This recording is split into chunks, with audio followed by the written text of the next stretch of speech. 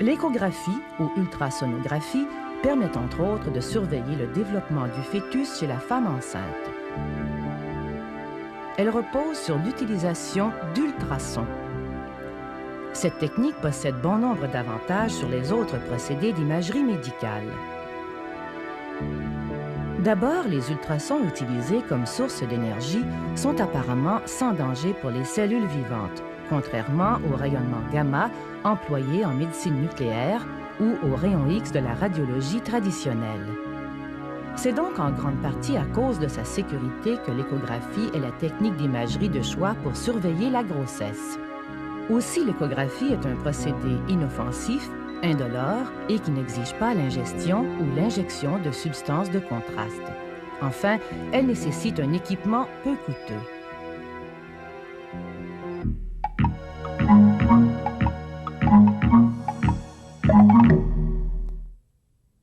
L'échographie produit des images au moyen d'un appareil qui émet d'abord une pulsation sonore de haute fréquence, un ultrason.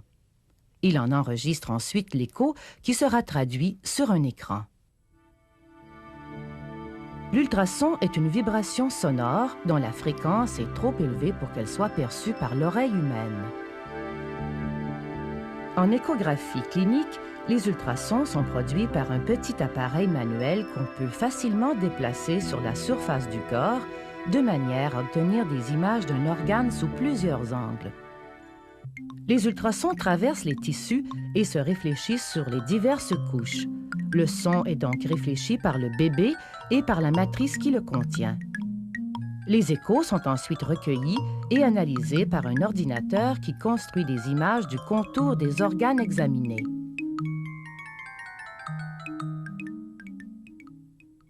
L'image ainsi obtenue, appelée sonogramme, peut être fixe ou mobile.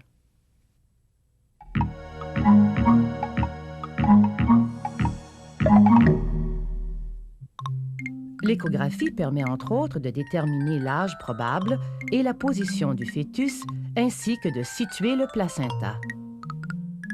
Elle permet aussi de déceler certaines malformations chez le fœtus en voie de développement.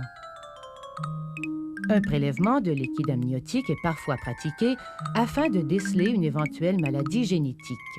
L'échographie permet alors de guider l'aiguille à travers l'abdomen jusque dans la cavité amniotique.